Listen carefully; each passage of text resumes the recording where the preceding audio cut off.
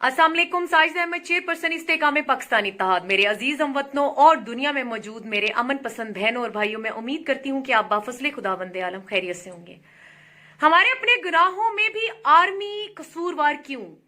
General राहील शरीफ के दौर में तकरीबन 11 ऑफिसर्स को सजाएं हुई, फिर एक ब्रिगेडियर को जो है सजाए मौत दी गई। अब एक साबिक आर्मी चीफ को सजाए मौत सुनाई गई है। 2008 के बाद कोई मार्शला नहीं लगा, कोई फौजी हुकूमत में नहीं आया, फिर मुल्क के हालात दिन ब दिन क्यों खराब हो रहे हैं? जबकि लंडे वालों के बाकौल सारी खराबियों की जड़ फौज है।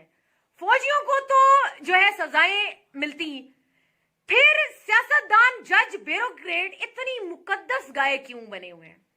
ये जिस तरह मर्जी मुल्क को तबाह करें, इनको कोई पूछने वाला नहीं। एक एक शख्स पे सैकड़ों अरब के लूटने के केसेस हैं, फैसला क्यों नहीं होता?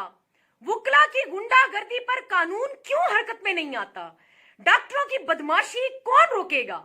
डॉलीज जैसे संगीन केसेस पर सजाएं क्यों नहीं होती?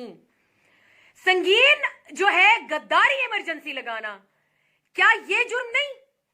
मेमो गेट जैसे स्कैंडल्स संगीन गद्दारी है, इनके फैसले क्यों नहीं करते? हराम खोरो, मुल्क के खिलाफ सरेआम जस्से करने वाले पीटीएम रहनुमाओं को सजाएं तुम्हारे बाप ने देनी है। 401 लोगों के कातिल उजैर बलोच को सजा क्यों नहीं मिल सकी?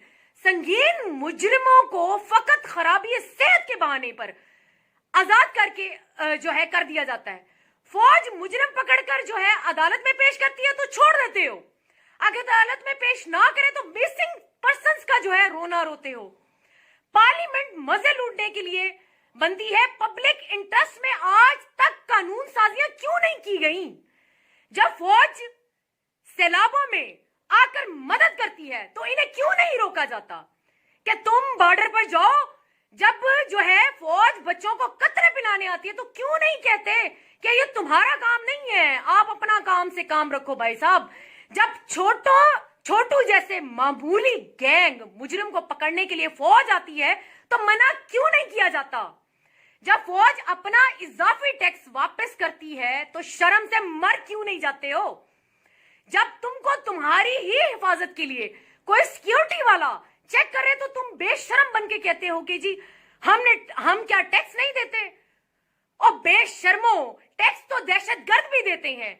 जब तुमसे शनाख्ती कार्ड मांगा जाता है तो अजीब सी बेशर्मी से कहते हो कि क्या हम मुल्क के शहरी नहीं है? और जिनके हाथों पर हजारों लोगों का खून है वो भी मुल्क के शहरी हैं।